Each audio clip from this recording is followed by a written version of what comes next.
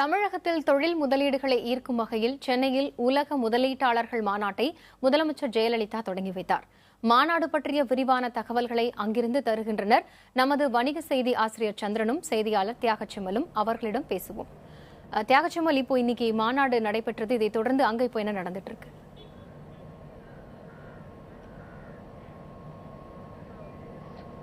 காயத்ரி, மாநாட்டு நிகழ்வுகளை நாம் தொடக்கத்திலிருந்து செய்திகள் வாயிலாக பார்த்து வருகிறோம். அந்த தருணத்தில் முதலமைச்சரின் பேச்சு இந்த மாநாட்டினுடைய ஒரு முக்கியமான அம்சமாக இருக்கிறது. அதனைத் தொடர்ந்து முதலமைச்சர் பேச்சு முடிந்து உணவு இடைவேளைக்கு பிறகு தற்போது அங்கே இருக்கக்கூடிய அரங்கங்களில், அதாவது 2 விதமான கூட்டங்கள் தற்போது நடைபெற்று வருகின்றன. ஒன்று கண்ட்ரி செமினார் என்ற அடிப்படையில் அந்தந்த நாட்டைச் சேர்ந்த பல்வேறு நிறுவனங்களைச் சேர்ந்த பிரதிநிதிகள் வந்து அந்த நாட்டினுடைய நிறுவனங்களுடைய தொழில்நுட்பங்கள், நிறுவனங்களை எப்படி விரிவாக்கம் செய்வது, அந்த நிறுவனங்களோடு இந்திய நிறுவனங்கள் எப்படி கூட்டாக இணைந்து செயல்படலாம் என்பது குறித்த விரிவுரை கூட்டங்கள் நடைபெற்று வருகின்றன. மற்றொரு இடத்தில் இந்தியாவில் முதலீடு செய்தால் என்ன மாதிரியான பிரத்யேக அம்சங்கள் கிடைக்கும் என்பதை உள்ளடக்கிய ஒரு விரிவுரை கூட்டம் என்று 2 வகையாக இது நடந்து கொண்டிருக்கிறது. இந்த கருத்தரங்கம் நடந்து கொண்டிருக்கிறது. சரியாக 4-4.25 மணி அளவில் இந்த கூட்டம் முடிவுறும் என்று சொல்லப்பட்டிருக்கிறது. தற்போது நாம் நமது வணிக பிரிவு செய்தி ஆசிரியர் சந்திரனிடம் சில விஷயங்கள் கேட்கலாம். சந்திரன், 30 நாட்களுக்குள் அனுமதி அப்படின்னு முதலமைச்சர் சொல்றாங்க. ஏற்கனவே சிங்கிள் விண்டோ கிளியரன்ஸ் ரொம்ப முக்கியமான அம்சமாக தொழிலதிபர்கள் பார்த்தார்கள். அதை தமிழக அரசு அறிவித்திருக்கிறது. இப்போ 30 நாட்களில் அனுமதி அப்படிங்கிறத எப்படி புரிந்து கொள்வது? 30 நாட்களில் அனுமதி அப்படிங்கிறது இப்போ ஒரு தொழில் தொடங்குறதுக்கு ஐடென்டிஃபை பண்ணி இடத்தெல்லாம் இது பண்ணிவிட்டு அவங்க அனுமதிக்கு அப்ளை பண்ணுறாங்க அப்படின்னா, அதுக்கப்புறம் அதுலேருந்து 30 நாட்களில் வெவ்வேறு துறைகளில் அனுமதி பெற வேண்டியிருக்கும். உதாரணத்துக்கு இப்போது கெமிக்கல் இண்டஸ்ட்ரி அப்படின்னா பொல்யூஷன் கண்ட்ரோல் போர்டில் வாங்க வேண்டியிருக்கும். அப்புறம் கட்டடம் கட்டுறதுக்கு உள்ளாட்சி துறைகளில் அனுமதி வாங்க வேண்டியிருக்கும். இது மாதிரி ஒரு தொழில் நிறுவனம் அமைக்கிறது அப்படின்னா பல கட்ட அனுமதிகள் வாங்க வேண்டியிருக்கும் வெவ்வேறு துறைகள்லேருந்து. இந்த மாதிரியான துறைகளில் அனுமதி வாங்கிறது அப்படிங்கிறது எல்லாத்தையுமே ஒரு 30 நாட்குள்ளே முடிக்க முடியும் அப்படிங்கிறதா நம்ம அதை புரிஞ்சுக்கிறது வாய்ப்பு இருக்குது. அது சாத்தியமாகும் அப்படிங்கிற ஒரு நம்பிக்கை இப்போ இந்த முறை ஏற்பட்டிருக்கு. அது காரணம் என்ன அப்படின்னா, இந்த ஜிம்மை ஒட்டி ஒரு மொபைல் அப்ளிகேஷன் ஒன்று லான்ச் பண்ணியிருக்காங்க. இந்த மொபைல் அப்ளிகேஷனில் பல விஷயங்களில் நீங்கள் இன்றைக்கி அப்ளை பண்ணிட்டீங்கன்னா அந்த அப்ளிகேஷன் பல்வேறு துறைகளுக்கு அரசினாலே அனுப்பப்படும். அவங்க ஏதாவது கூடுதல் ஆவணங்கள் தேவை அப்படின்னா உங்களுக்கு அந்த மொபைல் அப்ளிகேஷனில் நீங்கள் ரெஜிஸ்டர் பண்ணியிருக்கிறது மூலமாக உங்ககிட்ட கேட்டு கம்யூனிகேட் பண்ணி அதை வாங்கி ப்ராசஸ் பண்ண ஆரம்பிச்சிருவாங்க. இப்படி ஒரே நேரத்தில் பல்வேறு துறைகளும் அதை அனலைஸ் பண்ணி அது மேலே நடவடிக்கை எடுக்கிறதுனால 30 நாளில் சாத்தியமாகும் அப்படிங்கிற ஒரு நம்பிக்கை இருக்குது. இப்படின்னு தான் நம்ம இதை பார்க்க வேண்டியது. இதை தாண்டி நில வங்கி கிட்டத்தட்ட 42,000 ஏக்கர் இருக்குது அப்படின்னு முதலமைச்சர் சொல்லியிருக்காங்க. அது ஒரு மிகப்பெரிய அறிவிப்பாக பார்க்கலாம். ஏன்னா நிலம் ரொம்ப முக்கியமான ஒரு பகுதி. இப்போ நம்மோடு இருக்கிற விருந்தினரும் அது சம்மந்தப்பட்டவர் நினைக்கிறேன். நீங்கள் அவரோட தொடர்ந்து பேசுங்க. கட்டாயம். இப்போது நம்மோட நாங்குநேரி எஸ்இசட், அதாவது சிறப்பு பொருளாதார மண்டலத்தை சேர்ந்த ஈஸ்வர் இருக்கார்.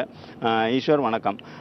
இப்போது நம்ம இந்த நில வங்கி அப்படின்னு இப்போ நம்ம சொல்லப்படுறதுல இப்போ இந்த எஸ்இசட் மாதிரியான விஷயங்களில் இருக்க நிலங்களும் உள்ளடங்கும் அப்படின்னு நம்ம புரிஞ்சுக்கலாம்னு நினைக்கிறேன். இப்போ நாங்குநேரி எஸ்இசட்டில் இன்னைக்கு சூழலில் எவ்வளோ இடம் உங்களுக்கு இப்போ இது மாதிரியான முதலீட்டாளர்கள் வர இருந்தால் அவங்களுக்கு கொடுக்க சாத்தியங்கள் இருக்குது?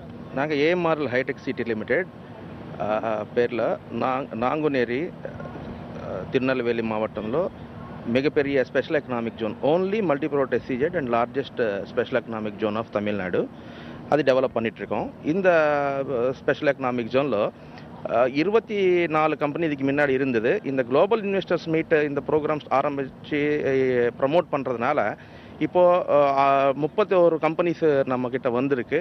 3 கம்பெனிஸு இந்த ஜிம் டைமில் எம்ஓயு சைன் பண்ணி ப்ரொடக்ஷனே கன்ஸ்ட்ரக்ஷன் ஆரம்பிச்சிருக்காங்க. இந்த 3 கம்பெனிஸ் ஒன்று லாஜிஸ்டிக்ஸ் ஹப், ஆஸ்ட்ரேலியா லாஜிஸ்டிக்ஸ் அணி, ஒன்று Electromate, one more South India plywood.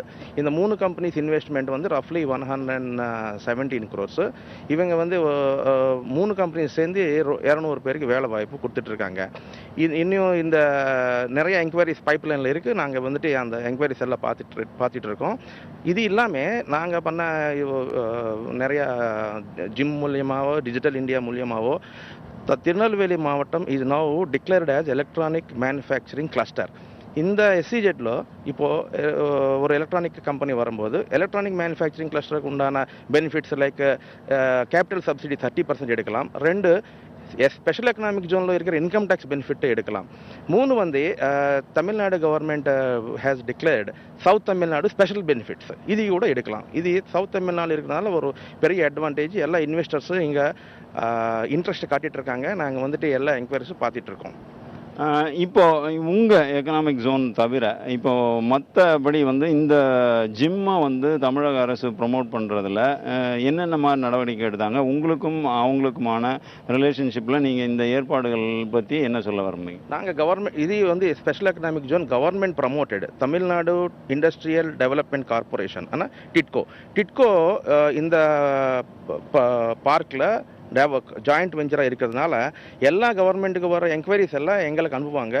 தென் மாவட்டத்தில் இன்ட்ரெஸ்ட் இருக்கிற கம்பெனிஸு டூட்டிகோரின் போர்ட் ஃபார் எக்ஸாம்பிள் வேணும்னா, ஏன்னா எங்கள் நாங்குநேரி ஸ்பெஷல் எக்கனாமிக் ஜோன் வந்துட்டு ஒரு வரம் எப்படின்னா அது நேஷனல் ஹைவே மேலே இருக்குது. 3 ஏர்போர்ட்ஸ் இருக்குது. தூத்துக்குடி, மதுரை, திருவனந்தபுரம் 3 ஏர்போர்ட் நடுவில். அதுக்கப்புறம் ஒரு ரயில்வே ட்ராக் பக்கத்தில் இருக்குது. Thoothukudi everybody knows it's a big port cities. சென்னைக்கு அப்புறம் அதுதான். ஸோ எல்லா கனெக்டிவிட்டி இருக்கிறதுனால இது வந்து ஒரு பெரிய இன்வெஸ்ட்மெண்ட் ஹப் ஆக போகுது. கட்டாயம் நீங்கள் சொன்ன மாதிரி அது ஒரு இன்வெஸ்ட்மெண்ட் ஹப்பாக இன்னும் நிறைய முதலீட்டாளர்களுக்கு, தொழில் முதலீட்டாளர்களுக்கு ஒரு வாய்ப்பாக இந்த இடம் அமையும் அப்படின்னு நம்ம எதிர்பார்க்கலாம். இப்போ செம்மல் இப்போ சொன்ன மாதிரி நாங்குநேரி மாதிரி தமிழகத்தில் இன்னும் பல இடங்களில் இந்த மாதிரியான நிலங்களை ப்ரமோட் பண்ணுறதுக்கு அரசு நடவடிக்கைகள் எடுத்துகிட்டு வருது. இந்த விஷயங்கள் எல்லாமே அதுக்கு அடுத்து வரக்கூடிய நாட்களில் தமிழக இளைஞர்களுக்கு எப்படி வேலை வாய்ப்பாக மாறப்போகுது, எத்தனை பேருக்கு புதுசாக வேலை வாய்ப்பு கிடைக்க போகுது அப்படிங்கிற விஷயம் வந்து கவனிக்கப்பட வேண்டிய ஒரு விஷயமா உருவெடுக்கும்னு தோணுது. இன்னொன்று சந்திரன், இந்த செட்டப் இருக்குல்ல, இந்த 2 நாள் மாநாடு, இப்போ இந்த மாநாட்டுக்கு முன்பே 8-9 மாதங்கள் அதிகாரிகள் வெளிநாடுகளுக்கு போனாங்க அப்படின்னு சொல்றாங்க. இந்த 2 நாள் மாநாட்டில் பல புரிந்துணர்வு ஒப்பந்தங்கள் கையெழுத்தாகும். இன்னும் சொல்லப்போனால் தொழில் தொடங்கு நடக்கும்னு சொல்றாங்க. இன்றைக்கு முதலமைச்சர் 3 புதிய தொழில் நிறுவனங்களை தொடங்கி வச்சிருக்காங்க. இந்த ஒட்டுமொத்த செட்டப்பை எப்படி மக்கள் புரிந்து கொள்வது, என்ன இங்க நடக்கிறது அப்படின்னு ரொம்ப எளிமைப்படுத்தி சொல்லணும்னா என்ன மாதிரி அதை நம்ம வந்து விளக்கலாம்? என்னை பொறுத்தவரையில் நான் இதை எப்படி விளக்குறது அப்படின்னு சொன்னீங்கன்னா, இன்றைக்கி அதாவது தமிழகத்தில் வந்து படித்து வரக்கூடிய இளைஞர்களுக்கு வேலைவாய்ப்பை உருவாக்க வேண்டிய ஒரு கட்டாயம் வந்து மாநில அரசுக்கு ஏற்படுது. அந்த வகையில் வந்து தமிழகத்தில் வந்து வேலைவாய்ப்புகளை அதிகரிக்கிறதுக்கு வெளிநாடுகளிலிருந்து, அதாவது உள்நாட்டு முதலீடு மட்டுமே போதாதுங்கிறதுனால வெளிநாட்டு முதலீடுகளை ஈர்க்க அரசு முயற்சி செய்து, அந்த முயற்சியில் இவங்க அதாவது அரசு சார்பில் என்னென்ன விஷயங்கள் வந்து முதலீட்டாளர்களுக்கு, அதாவது வெளிநாட்டு முதலீட்டாளர்கள் மட்டுமல்ல, இந்த விஷயத்தில் உள்நாட்டு இந்திய முதலீட்டாளர்கள் பலருக்கும் பல விஷயங்கள் செய்யப்படுது. அதே மாதிரி இப்போ ஏற்கனவே ஈஸ்வர் சொன்ன மாதிரி தமிழகத்தோட தென் மாநிலங்களுக்கு அதிக முக்கியத்துவம் கொடுக்கப்படுவது ஒரு பக்கம் இருக்கும்போது, வட மாநிலங்களில் கூட ஒவ்வொரு மாவட்ட ரீதியாக அந்த டிஐசி அப்படின்னு சொல்லக்கூடிய டிஸ்ட்ரிக்ட் இண்டஸ்ட்ரி சென்டர் மூலமாக முயற்சி பண்ணி பல ஏற்கனவே இருக்க முதலீட்டாளர்கள், அதாவது தொழில் நடத்திக்கிட்டு இருக்க தொழிலதிபர்களை அனுப்பி அவங்க கிட்ட எல்லாம் கூட வந்து விரிவாக்கம் செய்யறதுக்கான பரிந்துணர்வு ஒப்பந்தம்லாம் கையெழுத்தாக இருக்கிறதா வந்து பலர் சொல்லியிருக்காங்க.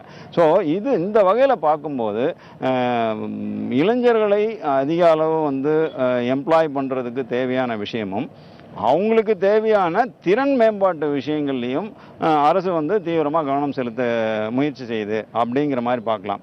ஆனால் இந்த முயற்சிகள் எல்லாம் வந்து தொடர்ந்து ஒரு எடுக்க வேண்டிய நடவடிக்கையாக இருக்கும். இதோ இந்த 2 நாளில் முடிஞ்ச ஒரு விஷயமா இருந்துடக்கூடாது அப்படிங்கிறது தான் பரவலான எதிர்பார்ப்பு. சந்திரன், தொடர்ந்து நம்ம அடுத்த கட்டங்களில் பேசலாம். காயத்ரி, நம்ம வணிக பிரிவாசிய சந்திரன் சொன்னது போன்று இந்த 2 நாள் என்பது நமக்கு இருக்கக்கூடிய வாய்ப்புகளை வெளிநாட்டு முதலீட்டாளர்கள் மற்றும் உள்நாட்டு முதலீட்டாளர்களும் நமக்கு என்பது அரசிடம் இருக்கக்கூடிய வாய்ப்புகளை அவரிடம் விளக்குவதும், பல வெளிநாட்டைச் சேர்ந்த நிறுவனங்கள் இங்கே வந்து இங்க இருக்கக்கூடிய இந்த நிறுவனங்களோட இணைந்தோ அல்லது தனியாகவோ முதலீடுகளை தொடக்குவதற்குமான ஒரு வாய்ப்பு பாலமாக இந்த 2 நாள் கருத்தரங்கை, இந்த உலக முதலீட்டாளர் மாநாட்டை தமிழக அரசு நடத்தி வருகிறது. இங்கே நடைபெறக்கூடிய கருத்தரங்கங்கள், அதாவது செமினார் என சொல்லக்கூடிய கருத்தரங்கள், விரிவுரை கூட்டங்கள் எல்லாம் அந்த வகையில் தான் வடிவமைக்கப்பட்டிருக்கின்றன. இதனுடைய இறுதி வடிவம் என்பது நாளை மாலை 4 மணிக்கு நடைபெறக்கூடிய அந்த நிறைவு விழாவில், வேலிடேட்டரி ஃபங்க்ஷன் என ஆங்கிலத்தில் சொல்லக்கூடிய இந்த நிறைவு விழாவில் எவ்வளவு முதலீடுகள் வந்திருக்கின்றன என்பது குறித்த விவரங்களை அதிகாரப்பூர்வமாக முதலமைச்சர் ஜெயலலிதா வெளியிடுவார். காயத்ரி.